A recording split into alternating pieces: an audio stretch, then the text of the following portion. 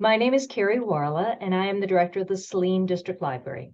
Welcome to our online candidate forum for the November 7th general election. The library and the League of Women Voters are nonpartisan organizations that promote voter education and participation. We are happy to co-host this candidate forum to help Saline voters make informed choices. Now, let's hear from the candidates. Good evening and welcome. My name is Jeff Smerrick, and I will moderate the forum tonight. It's my honor to introduce 3 of the 5 nonpartisan candidates running for the Saline City Council: Brian Cassisi, John Seo Jr., and Jen Harmount. Thank you, candidates, and welcome. The remaining 2 candidates will participate in a separate identical forum, thereby giving all candidates adequate time to respond to questions. Thank you, candidates, for participating in this forum. We'll begin with opening statements, and now we're ready for your opening statement, Mr. Cassisi. Good evening. My name is Brian Cassisi. I am a 7-year Saline resident and am running for city council, city council for the 4th time. I live in the Arboretum, which is a neighborhood here in Saline, and my motivation for running is just I want to be able to give back to the city and continue to make Saline a wonderful place for people to live and work. With my engineering background, no idea, a great asset to the Saline City Council, and have and promote good problem solving using accurate data and good decision making. So I hopefully can gain your vote and look forward to serving the city of Saline. Thank you, Mr. Cassisi. And now, Mr. Seo, may we have your opening statement, sir? Good evening. Thank you, Jeff. Thank you, everybody. It's my pleasure to be here this evening. I've been a Saline resident for 48 years. My wife, Pam, and I. We raised our 2 grown children here in Saline. They're both products of Saline Schools and the University of Michigan. I myself have got a master's in business administration, and I've worked in city government and county government for my entire career. So I'm certainly no stranger to what goes on in government. I've already served. I'm in my 8th year right now of serving on the Saline City Council. I am running for an additional term for re-election, hopefully to help complete some of the work that we've got underway right now. And I look forward to hopefully receiving your vote and continuing that work. Thank you. Thank you, Mr. Seo. And finally, may we have your opening statement, Ms. Harmount? Hi, I'm Jen Harmount. I'm a Saline resident since 2016. I work for Toyota, and I have a bachelor's in marketing and supply chain management from Michigan State. I currently function in project management, and my motivation for running is being a homeowner and getting involved in the community and helping with some of the problems or some of the solutions that we have facing our city. Thank you, Ms. Harmount. Thank you, candidates. And now we're ready for the questions. We will start with Mr. Seo for the first question. Mr. Seo, MLive recently reported that the median home price in the Saline School District is $500,000. What changes, if any, should be made to Saline's zoning ordinance to increase the supply of lower cost housing? I've just passed an ordinance that calls for secondary dwelling units or additional dwelling units at the rear properties. This would allow for smaller units to go on the market and hopefully would provide for an increased stock of lower cost housing. We've also got development going to take place on Monroe Street of 20 new homes on what is now a vacant lot that's sat vacant for quite a while now. And hopefully those homes will be a little more affordable. They're being built by Danny Berry from Livonia Builders, and he promises a smaller, more modest home with a more reasonable price. So in the immediate future, those are 2 of the things that I think that can help the housing stock we're well aware of the problem of the lack of reasonably priced housing in the city, and we're seeking every opportunity we can to attract builders to the area with the kind of project that would bring lower cost housing to Saline. Thank you, Mr. Seal. And the same question now to you, Ms. Harmon. Yes, I know that we have it's regarding the affordability of housing is an issue that Saline faces. And I do agree with Jack CO that there needs to be some more affordable, smaller type of homes. With regards to that, I would like to also include that, like to see more sustainable housing that is more efficient for folks, not just the cost of the home, but also the ownership of the home to be more sustainable and efficient with regards to utilities. The development on Monroe Street is still going to be in the $300,000 range, and so hopefully there's going to be additional alternative solutions with regards to the zoning in Saline moving forward. Thank you, Ms. Harmon. Mr. Cassisi, same question to you, sir. So regarding the affordable or the housing costs in Saline, I mean, from what I've read and my understanding, the median home price in the United States right now is like $435,000. Saline is a very nice and affluent place to live. So if the median home price is $500,000, that doesn't raise a cause of concern for me.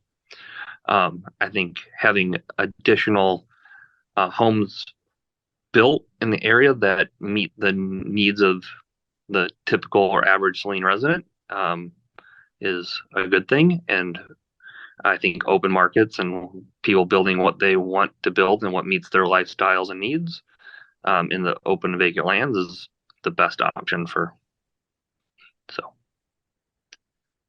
I don't know that council needs to dictate what people choose to buy or. Thank you, Mr. Cassisi. Ms. Harmon, the next question starts with you. Like most municipalities, the city of Saline is under pressure to cut costs and to keep taxes from being raised.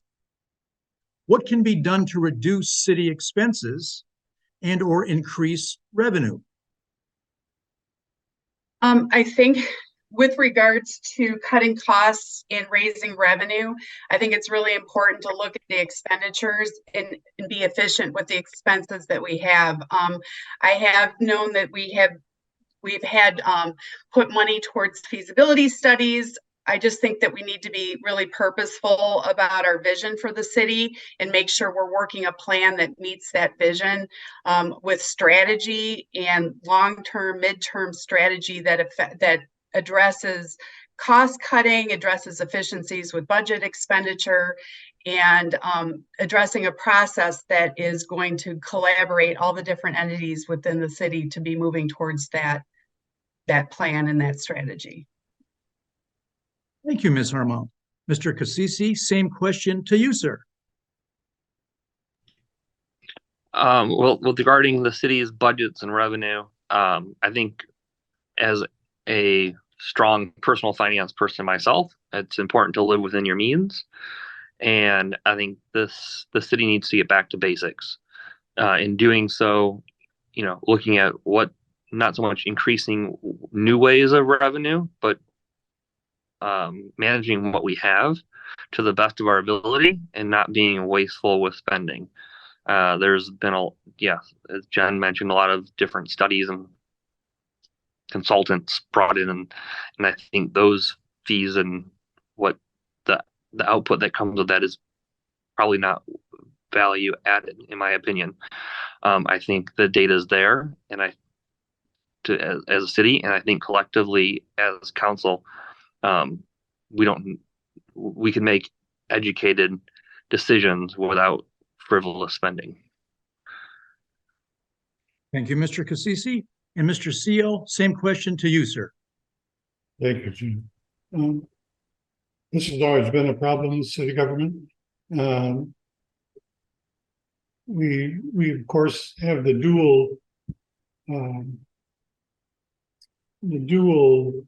difficulties we're trying to address here. We're trying to keep the taxes as low as possible for the citizens in the community, and yet at the same time have a reasonable amount of money in the budget for the expenditures that we know we're going to have to face, and for the unexpected expenditures as well. So one of the things that we've recently done is we as a cost-saving measure, we have decided to go with Washtenaw County Dispatch to dispatch our police services in this city. That will save about $170,000 a year. We're also continually trying to seek ways to see if there are additional means of raising revenue in the city. We may soon have paid parking in the city as a means to try and raise additional revenue that way. We're also looking at every opportunity we have to cut expenditures by economizing when it comes to the kinds of things that we're doing. We now require every proposal that comes for an expenditure of funds to the city indicate whether or not it was already budgeted in the city budget or not. That was not previously a requirement. And so that we as city council people can be very well informed if it's a new expenditure above and beyond the amount that was budgeted for that purpose. So we're trying to watch our pennies, watch our dimes, and get as many on the table as we can. Thank you, Mr. Seal. And Mr. Cassisi, the next question starts with you, sir. The city's wastewater treatment plant is receiving required upgrades and repairs. 2 questions. Do you think major rate hikes will be necessary? And also, will the project be adequate to address peak storm waters in the future? Okay, with that 2-part question, without having seen all the proposed budgets and what the cost is, I suspect with any big project, there will be rate increases. One thing I've recently learned is just with a project like this, the city isn't really able to start carrying like a budgeting line item that, the funds would be sitting in a bank for 3, 4, 5 years, ready for a capital project to this magnitude. So that's kind of a larger problem for planning. So I think because of how the project has to be paid for, it's going to result in rate hikes tied to people's usage, which in of itself seems reasonable enough. I think there's other things that we could do as a city, as there's new homes coming in, anything that's tying in. I think the fees to tap into our water and sewers should be much higher to help offset some of the current expenses, since they're going to be placing more demand on our facilities. And I'm not knowledgeable enough to answer the second part of the question about the stormwater or wastewater entering into the sewerage. Thank you, Mr. Cassisi. Mr. Seal, same question to you, sir. I'll answer your second question first. As part of the new plan, we are building a significant retention tank to contain the extreme amount of rainwater we've seen coming into the system in the past year or so through the increase in rain that we received in some of the storm events we've had. So that's already been accommodated in the new plan. Insofar as, I'm sorry, the second question was? Do you think major rate hikes will be necessary? Oh, those rate hikes are determined through a study every year done of the water and sewer. According to state law, we need to charge citizens for the actual cost of the use of water and sewer. The rates did go up significantly this year already, and we're hoping that they won't be as large in the years to come, but they're based on the actual cost of operating the sewer and water system. So it depends on the annual studies that are done studying the current costs. Thank you, Mr. Seal. And now, Ms. Harmont, same question to you, ma'am. Hi, protectionism of water is really near and dear to my heart. I'm on the Environmental Commission. And one of the things that's really important is when we have these heavy rains currently that can affect overflow that goes into our river. And it's very important that we plan for for the future, not just the immediate future, but further down the path to make sure we don't have any of those infringements that we end up having to pay fines for and whatnot. With regarding the rate hikes, we're in a situation because the city did not manage the maintenance schedule for the wastewater treatment plant and did not maintain it. And so now we're in a situation where we've got excessive rate hikes that are above what would be expected from the citizens.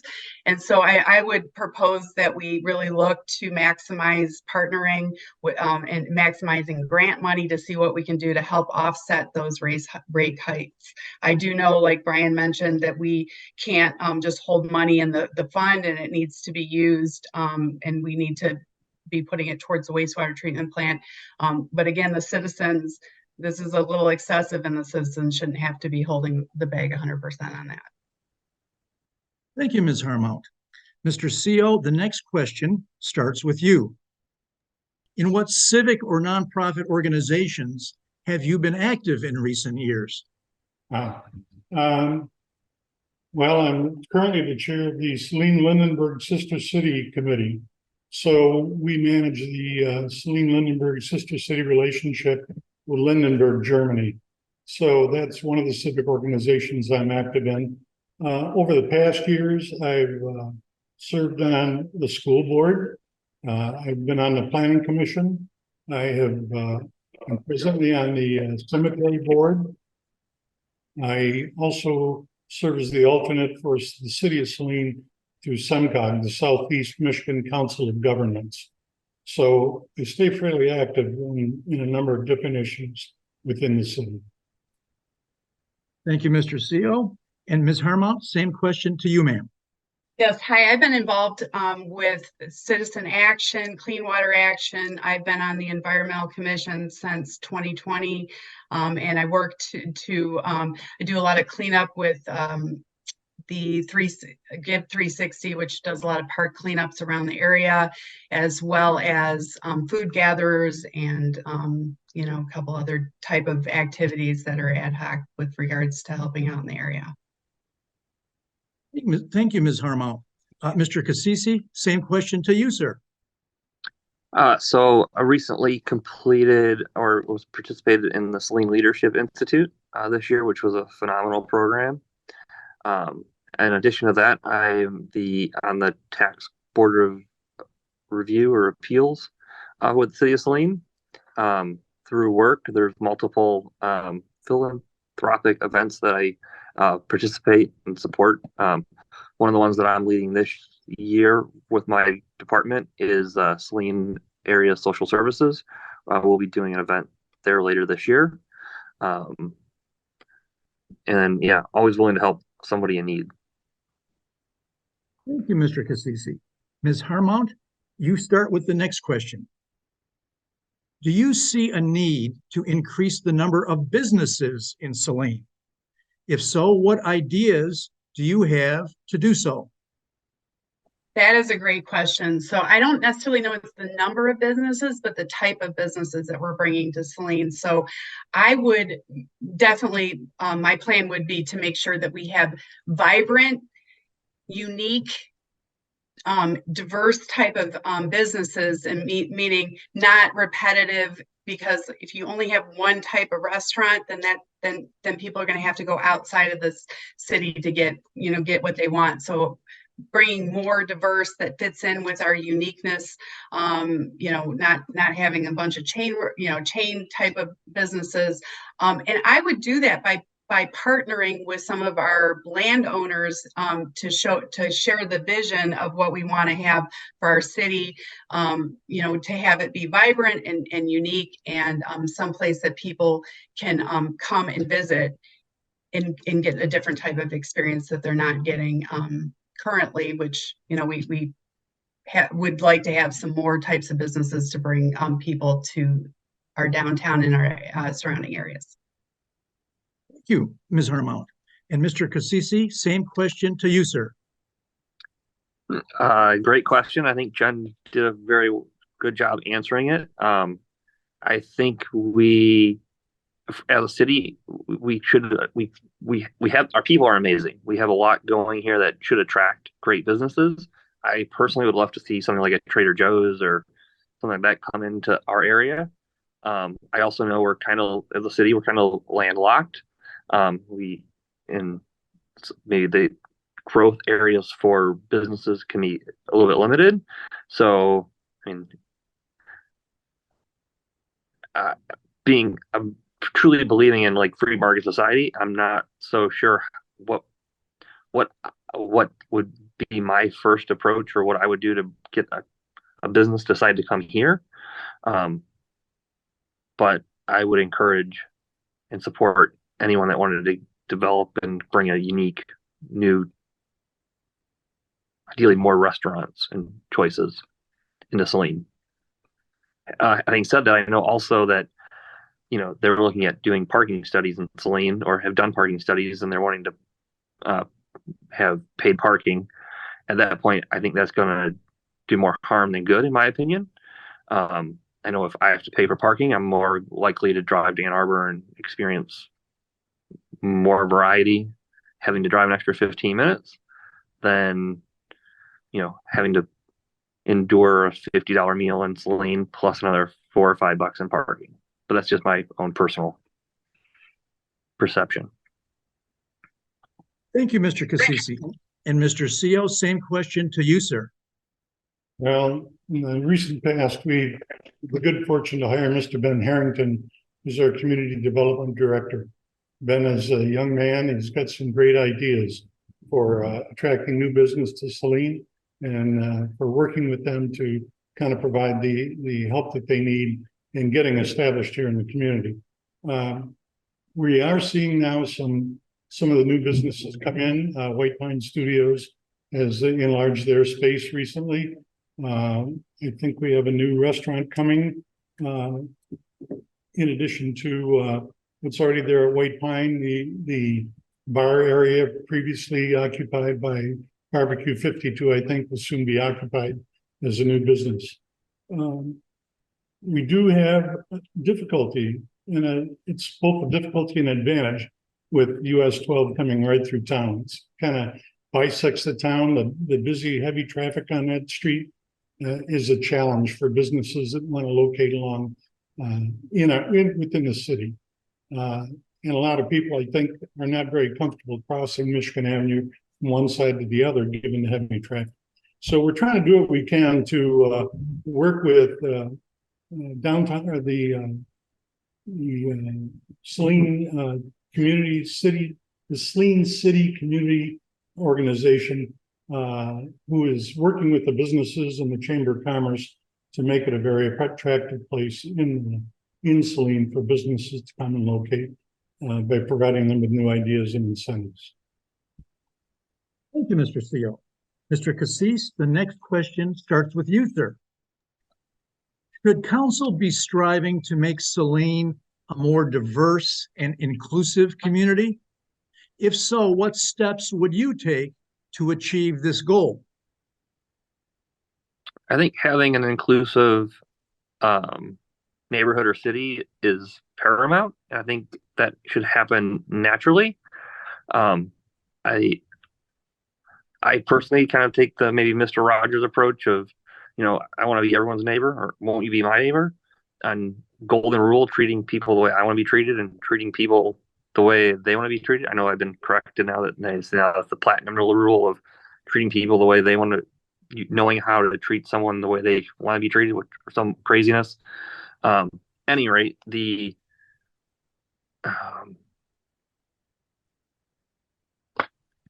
I think the focus for Saline should be less on special interest groups or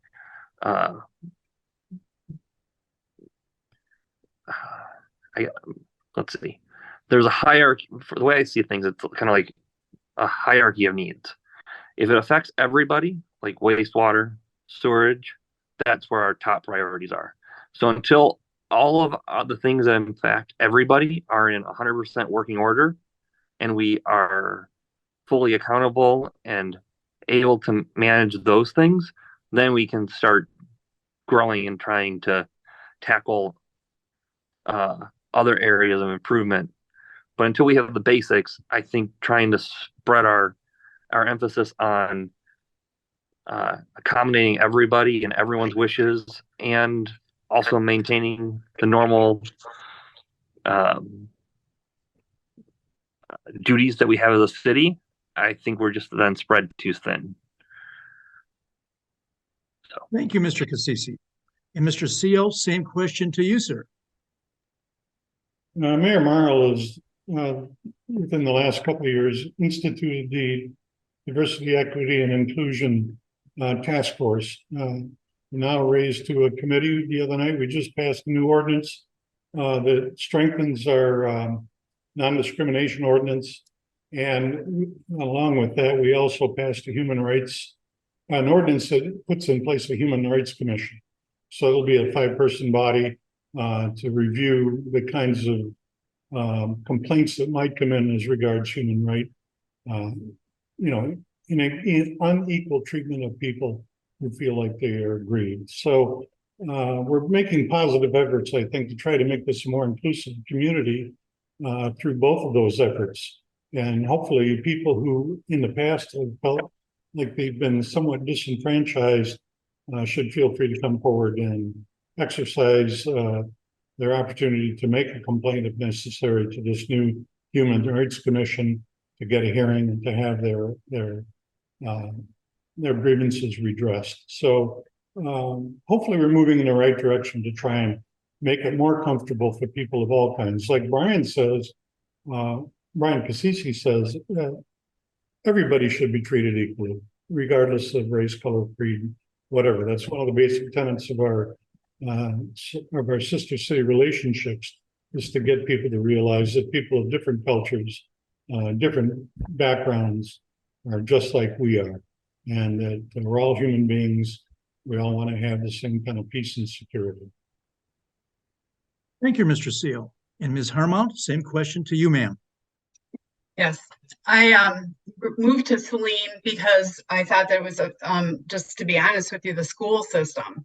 We need to be very collaborative with and help support the school board and what we're doing with the city council, because that is, again, that's something that people are coming to Saline for.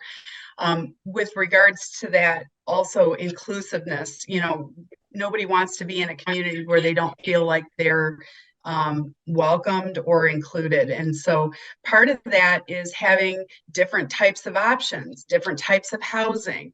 We talked about having affordable housing. Not everybody can afford, if you're a one person or one parent family, not everybody can afford a $500,000 house. So what can we do? Again, downsizing our building, more efficiencies with our building, LEED certified. And then our businesses, are we offering businesses that are going to be inclusive, that are going to give people an offering of something different?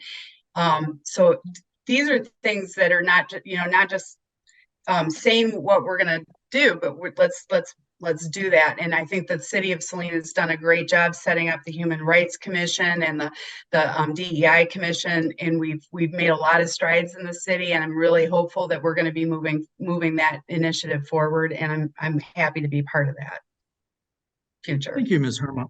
Thank you, Ms. Harmount. The next question will be the last one for this group this evening. So, Mr. Seal, that the beginning of that starts with you. Please give us a narrative or a story of how you made a difficult personal or professional decision because of a core value that you hold.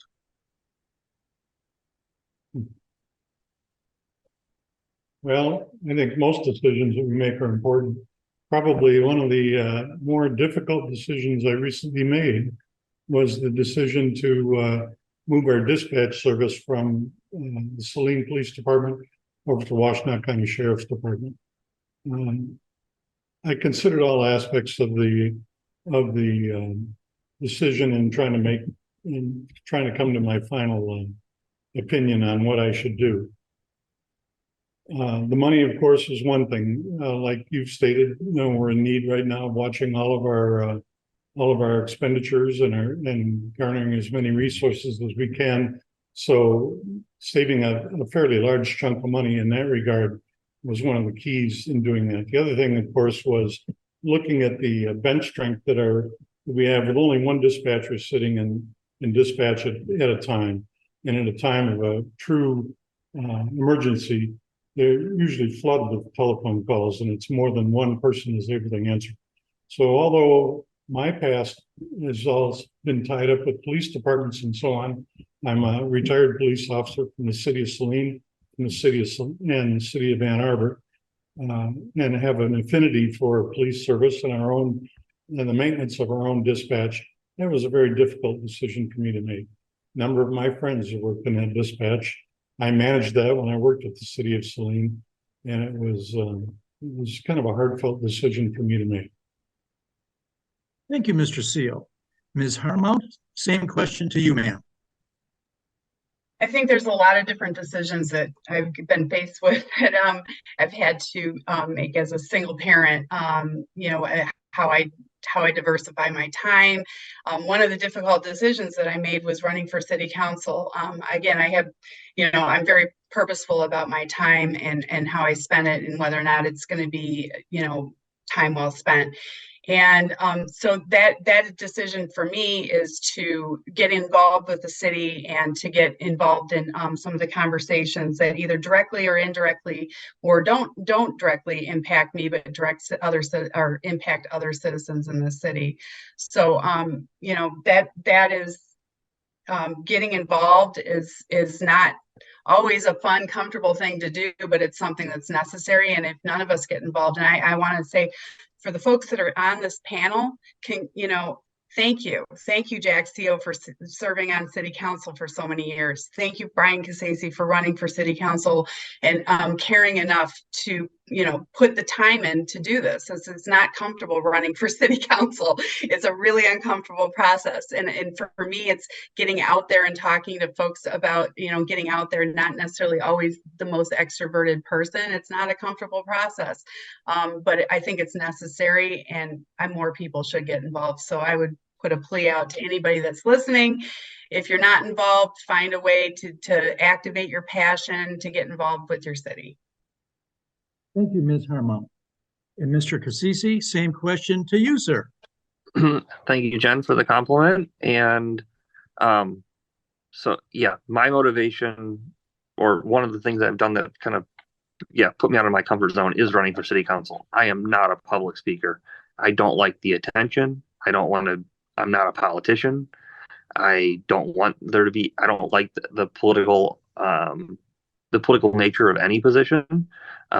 But I feel that some of the decisions that have been made in the past, I wasn't 100% on board with city council, or definitely anything that ends up impacting my pocketbook. It's very expensive to live here.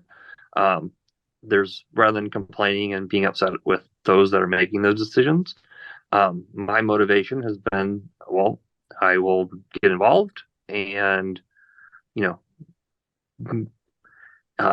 encourage good decision and financial responsibility. So that's my motivation. And I can, Jack's personal message also resonated with me. My dad's a retired police officer, and when we've had different conversations in the past about, when there was talks about whether dispatch should be centralized or not, I had my opinions, and my dad explained the pros and cons from his point of view, being a police officer for 37 years. And I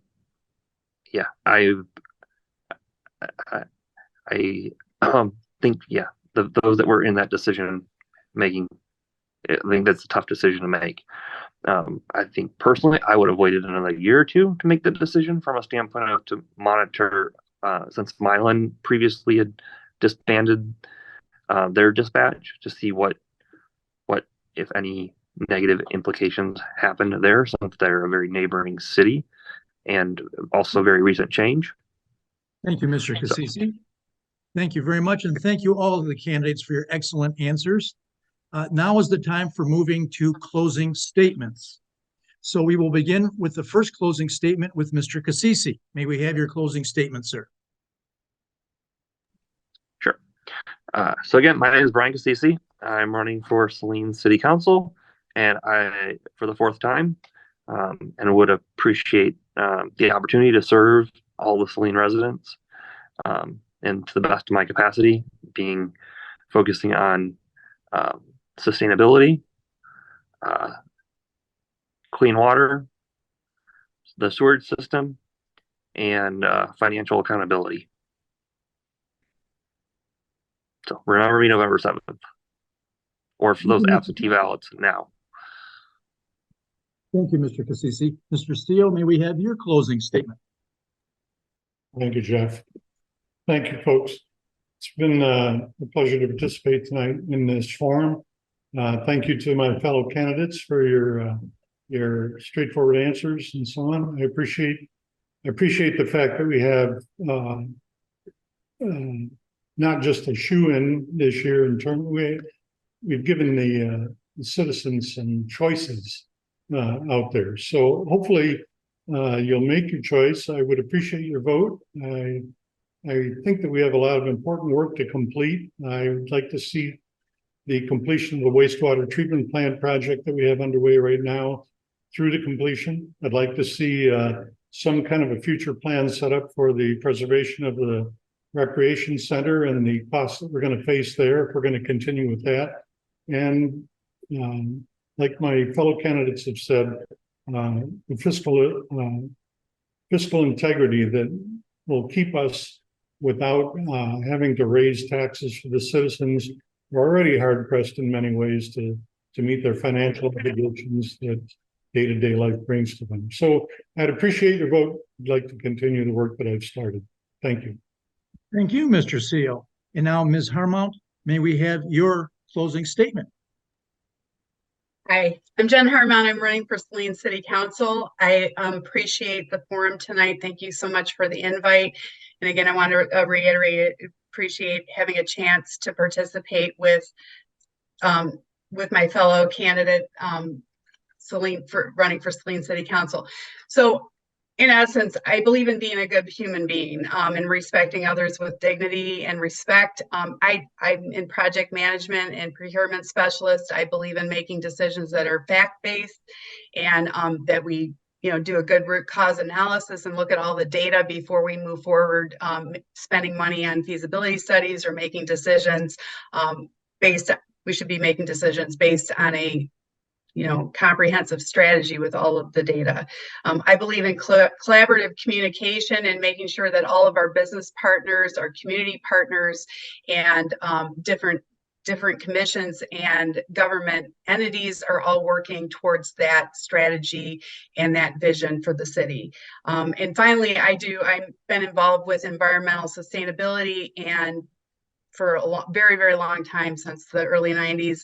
I believe very strongly that what's good for the environment is also going to be good for Saline. So with that being said, November 7th or mail-in, please vote Jen Harmount for City Council. Thank you. Thank you, Ms. Harmount. And thank you, candidates, for participating in this valuable session.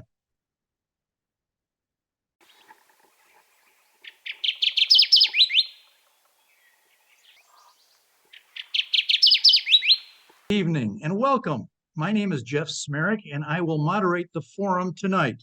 It's my honor to introduce two of the 5 nonpartisan candidates running for the November general election for Saline City Council, Charles Lesh and Kristen Mitchell. The remaining 3 candidates will participate in a separate identical forum, thereby giving all candidates adequate time to respond to questions. Thank you, candidates, for participating in this forum.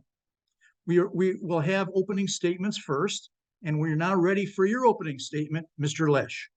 All right, good evening. First, I'd like to thank the League of Women Voters and the Saline District Library for sponsoring this forum. My name is Chuck Lesh, and I'm running for Saline City Council. I'm a semi-retired research scientist, having worked in preclinical drug discovery for over 40 years.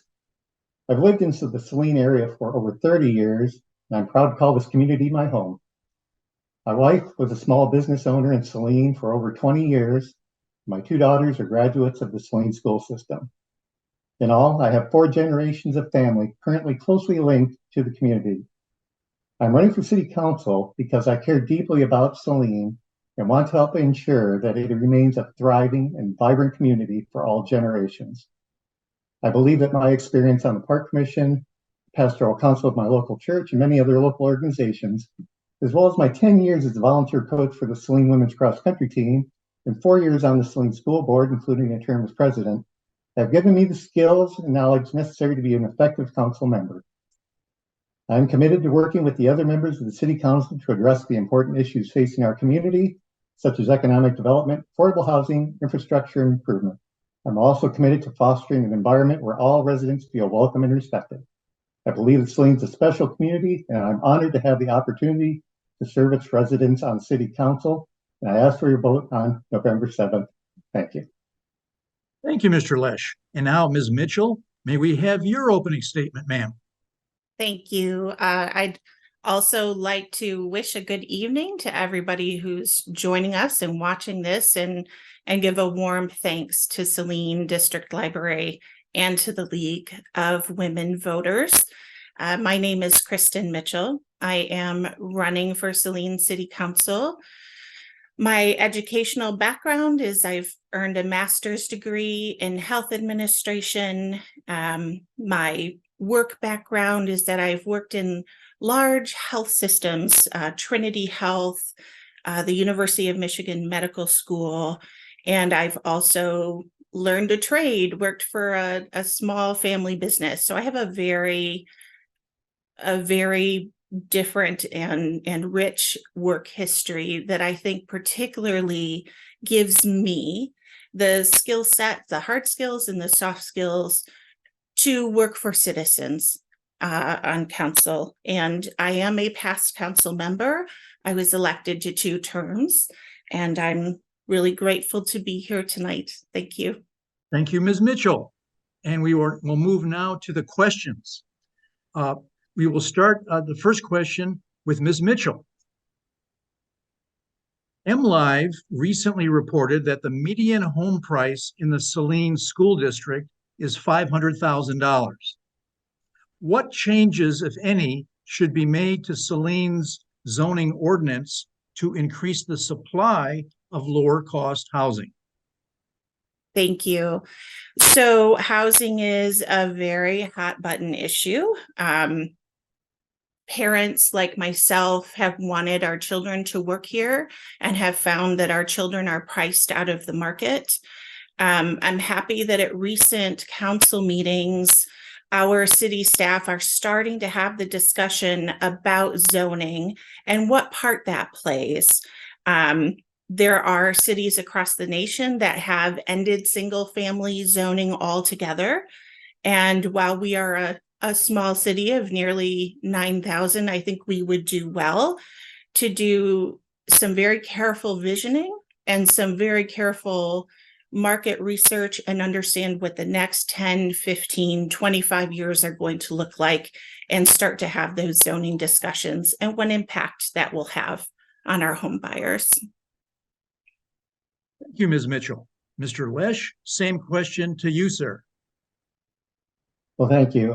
The house prices in Saline have obviously been going up incrementally since we've moved here. One thing that worries me a little bit is that SEMCOG does say that we're going to be having a more aging population, which, you know, making it affordable for young families and for older residents is going to be a critical problem. The city is pretty well landlocked at this time because without expanding the borders, we don't have a lot of space to build a lot of new lower cost housing. So as Kristen said, you know, the long-term planning for the city is becoming much more important at this point. And, looking at all of the different demographics that we're expecting to play a part in the city's future is becoming increasingly important. The zoning board is very, I like to think, active, and with the new strategic plan that the city is hoping to implement, there are portions of that I believe will help alleviate a little bit of the problem. It's going to be an ongoing problem, but something that I think we can find workarounds at least. Thank you, sir. And Mr. Lesh, the next question starts with you. Like most municipalities, the city of Saline is under pressure to cut costs and to keep taxes from being raised. What can be done to reduce city expenses and/or increase revenue? Well, increasing revenue, we really need to attract businesses. Some of our neighboring municipalities, particularly like Pittsfield, have been very successful in bringing businesses in, and that's part of the reason why Pittsfield can keep their taxes a little bit lower. The other part of the equation is that the city really needs to have eyes on all of its spending, and having a city staff that is cognizant of our citizens having to spend a large portion of their income on taxes and fees. We really need to step up to the plate and say, we can afford this, we can't afford that. And that's what I would look forward to being able to help with on city council, is to pick priorities, be able to take what is most important to the citizens and make it happen. Thank you, Mr. Lesh. Now, Ms. Mitchell, same question to you, ma'am. Thank you. Yes, these pressures to cut costs and keep taxes from being raised. We're very fortunate that Saline has an above average income per household when compared to other cities in Michigan. However, we have everyday working families here that need to feed their kids, make sure they have 2 cars, can get to work, can afford their water bill without surprises. And not only does this take careful strategic planning, it takes some vision. And that is something I would like to see the city improve. I don't think there has been much vision when it comes to things like public transportation. Several years ago, we were having a strategic planning meeting and someone mentioned public transportation and the need to have public transportation park and ride lots. And I said, well, we better start planning for that now. We need to know where our park and ride lots are going to be now and reserve the land that we need. So that type of visioning, I don't think is being done at a robust level at the council right now. I think when I see council operate currently, I'm still seeing catch up. And I would like to see the council be proactive and give us all better choices and make the business case for the decisions that they're making and spending, and really keep those working families in mind. Thank you. Thank you. And Ms. Mitchell, the next question starts with you. The city's wastewater treatment plant is receiving required upgrades and repairs. 2 questions. Do you think major rate hikes will be necessary? And also, will the project be adequate to address peak stormwaters in the future? Thank you. So when we think about major rate hikes, I, for one, am relieved that at a recent city council meeting, our city manager stated that the sharpest rate hikes to look at helping to fund these renovations are behind us. There may be smaller rate hikes again, but for now, we will not be seeing those sharp increases. So that relieves my mind greatly. As far as the project being adequate to address peak stormwater in the future, that's a little bit of a vague question. How far in the future are we talking? One of my concerns when I look at big infrastructure projects, for example, during the planning of this current one, I asked the question, are we making repairs in a modular way so that something can be switched out? Can the repairs we're making now be folded into the new project so we're not duplicating costs? So those are the kinds of sharp eyes that I keep when it comes to designing and planning. We depend on good data for our decisions, and there have been some very, very good reports about the wastewater treatment plant. One of the issues is that the plant in the past separated stormwater from wastewater, and for whatever reason, that was decommissioned, and the stormwater and wastewater are all being treated. And we need to do a better job with making our decisions and having an eye on our future and for what future generations need to live with the decisions we're making now. Thank you. Thank you, Ms. Mitchell. And now, Mr. Lesh, same question to you, sir. Well, living a stone's throw away from the waste treatment plant, it is a issue that hits close to home for me. And as far as the rate hikes, as Kristen said, that I feel that the bulk of the bad news has already come.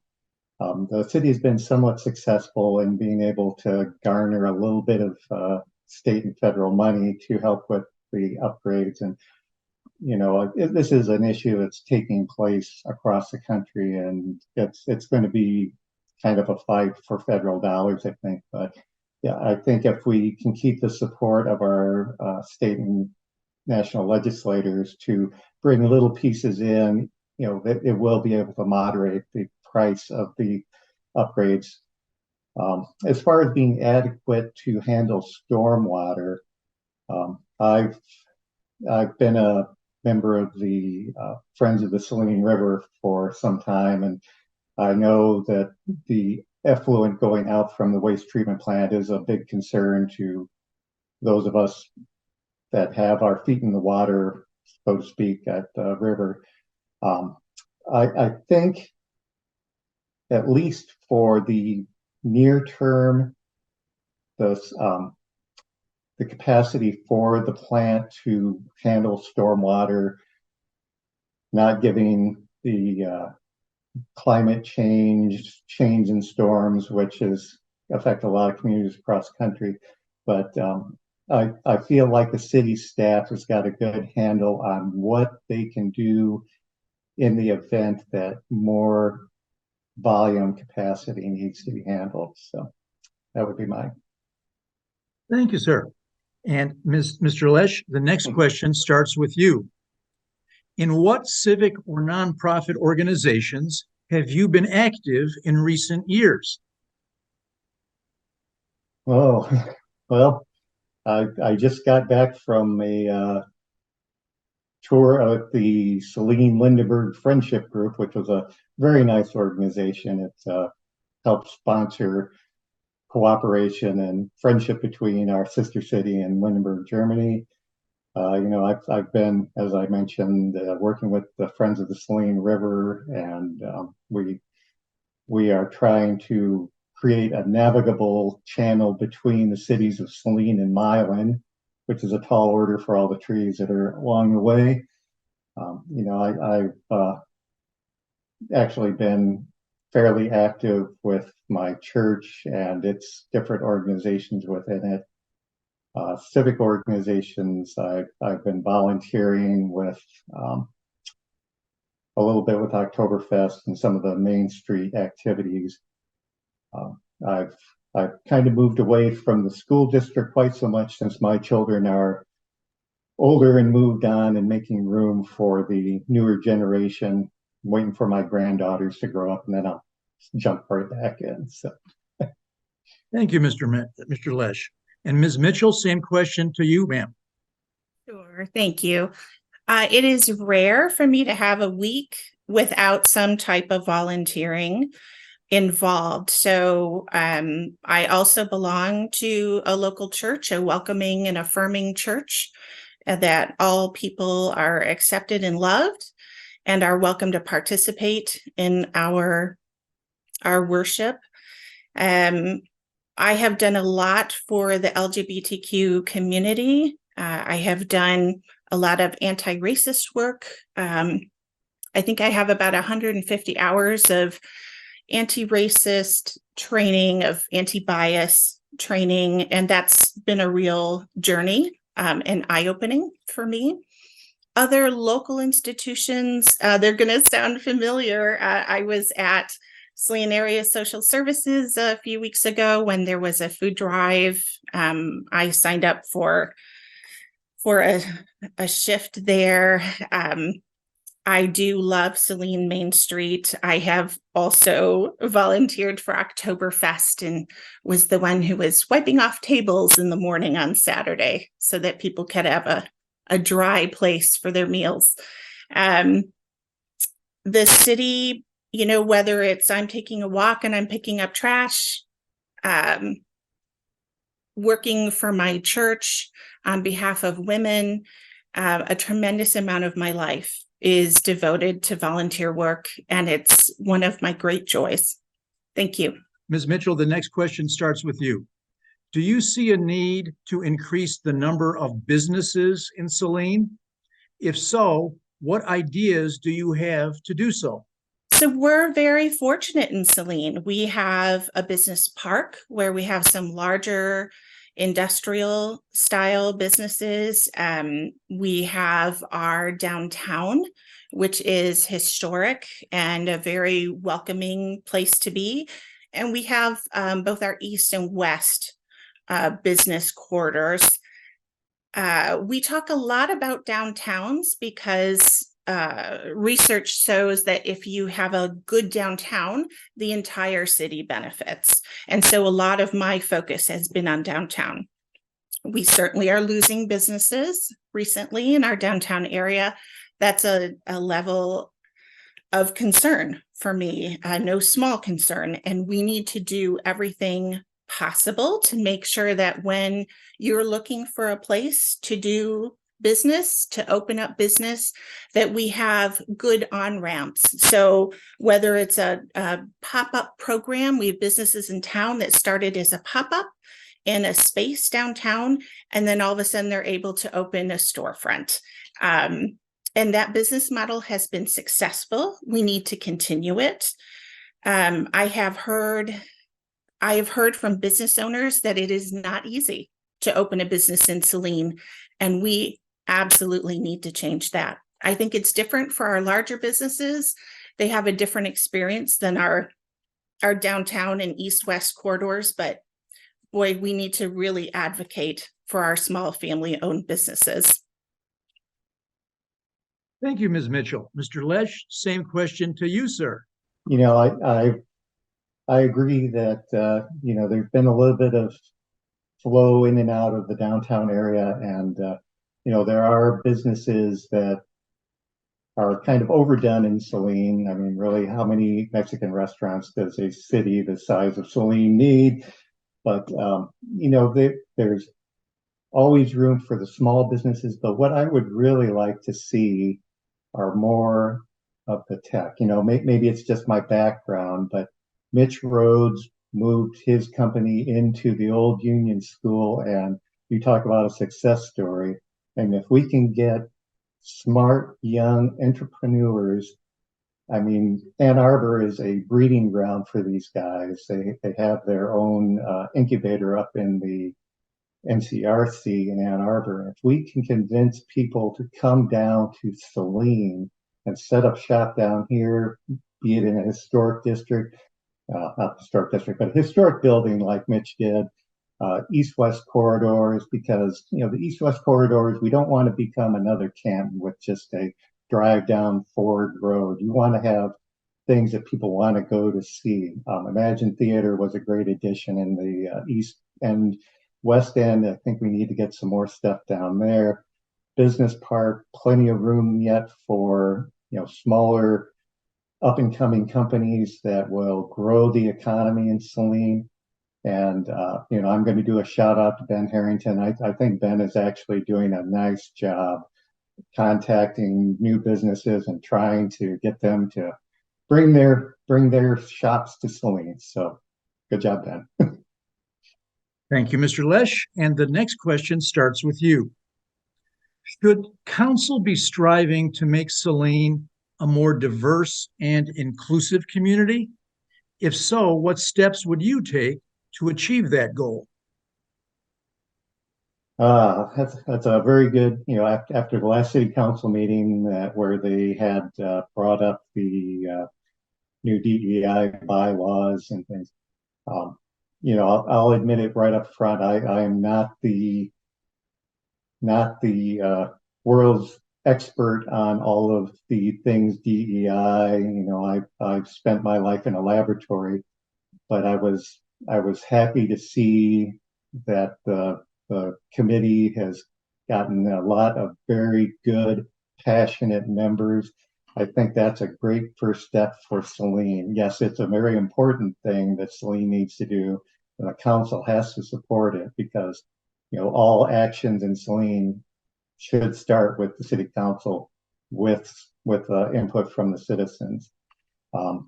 What they've got planned, I haven't been following closely enough, but I just from I believe I can't think of the name of the young woman who is the head of the DEI commission now, but she is very passionate. She got up and spoke before council, and I have all the world of respect for her and what she's trying to do. And the younger people and the older people, I think, will all benefit from having a more diverse.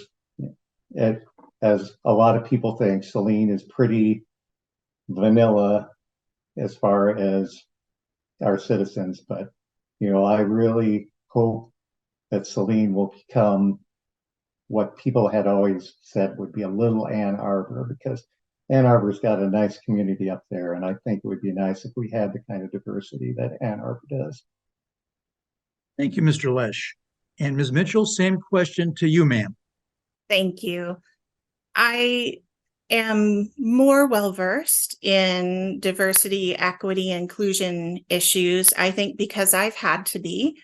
And some people can have a very narrow view of DEI, that it's just your ethnic or your cultural background, but it means a great deal more than that. It means that we are valued as people regardless of your age, regardless if you're a child or adult.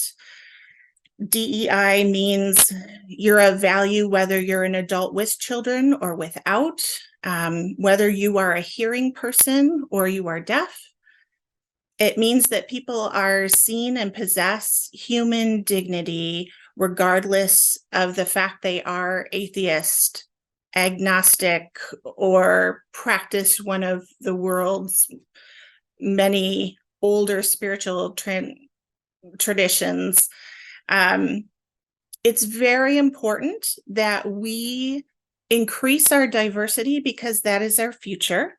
And when I like the idea of inviting tech here, and we need to have a very welcoming city because tech is a very diverse workforce. So there is a business case for diversity, equity, inclusion. It is not everybody has to get along. There are serious business reasons why the city needs to be welcoming for everyone. Thank you. Thank you, Ms. Mitchell. And friends, this is our last question for the two of you this evening, which the first start of it goes to you, Ms. Mitchell. Please give us a narrative or a story of how you made a difficult personal or professional decision because of a core value that you hold. Oh, what an interesting idea. I think a difficult decision that I had to make was moving back to Saline. I had been married and did not want to get divorced, but was divorced after almost 19 years of marriage. And I had lived in Ann Arbor and lived in a larger town, in a town that offered many different types of people. And so life happens. I met a wonderful person who is my now husband. And we were having these discussions about where we live. And my church is here.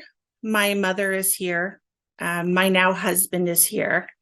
And there are streets that I walked along as a child that I still walk along. I was volunteering at the high school during the week when seniors picked up their schedules. And it's amazing to see that building that did not exist when I was a young woman here. So making that decision, there was a spiritual quality for sure. And I had to look at the pros and cons in dollars and cents.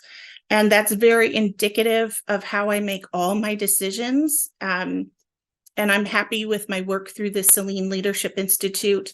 When we do that inventory of how we spend our time, my time is absolutely spent in ways that match my core values. So I'm terrifically happy with that. And I'm excited about being able to be on council and being part of some decisions which are going to really help people over the next decades. Thank you. Thank you, Ms. Mitchell. And Mr. Lesh, same question to you, sir. Well, I, like so many of the people in this metropolitan area, was a casualty of the Pfizer moving out of the community, which happened back in the early 2000s. So when Pfizer was packing up, and that was the first big company that I had really ever worked for. They were moving my department to St. Louis. So we had to make the decision if we were going to move with the company or if we were going to stay put. And at that point, I like to call it the 3 F's: friends, family, and faith. That, we had moved to Saline when my daughters were very young for the school system, as so many people moved to the area for the outstanding schools. Having had our daughters grown up here, they were both in high school when Pfizer shut down. And we made the decision that we weren't going to pull our children away from their friends. Our family was here. Our faith community was here. My wife actually had just started her own business in the Saline area. So I had to make the decision, am I going to sacrifice potential promotion and furthering of my career with a top Fortune 500 company, or was I going to become a lifelong resident of Saline? And here I am. We made that choice, and there was no looking back. We actually, in the meantime, have even had my wife's parents move to Saline because we love it so much here. So that's why I am hoping to become a city council member, to be able to provide a foundation like that for other families. Thank you. Thank you, Mr. Lesh. And now we are moving on to the closing statements. So we will begin the closing statements. First with you, Mr. Lesh. May we have your closing statement, sir? Saline's facing many challenges in the coming years, including decreasing federal funding, aging infrastructure, and an aging population. However, our town has always been blessed with dedicated city employees and enthusiastic volunteers who work hard to maintain and improve our quality of life.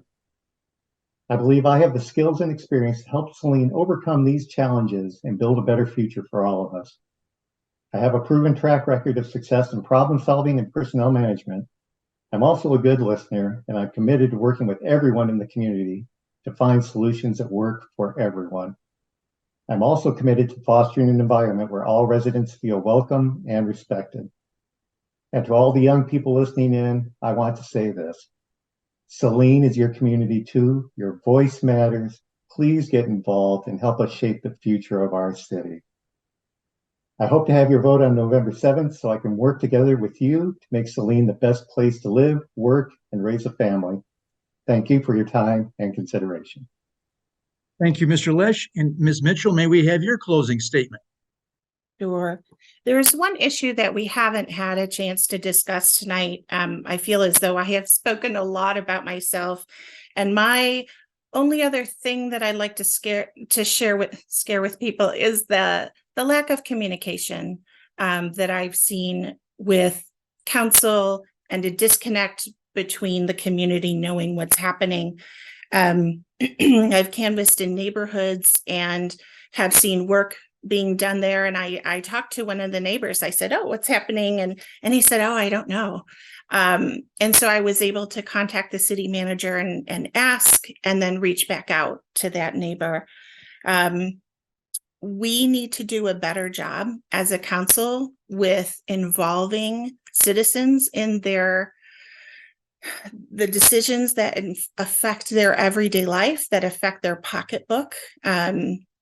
I think it is fair to say that there was a big disconnect in evidence at the recent dispatch decision.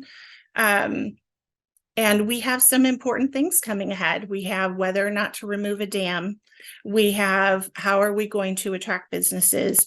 And all of these things can be done with better citizen engagement. And that is something that I have a proven track record with. And it's one of the most gratifying parts of being on council is being able to connect people to get the right answers. Thank you. Library and the league thank the candidates and volunteers who participated in this forum and the community members who submitted questions. Please urge others to view our forums. Most importantly, please vote on November 7th general election, either by absentee ballot or in person. Thank you again, and good night.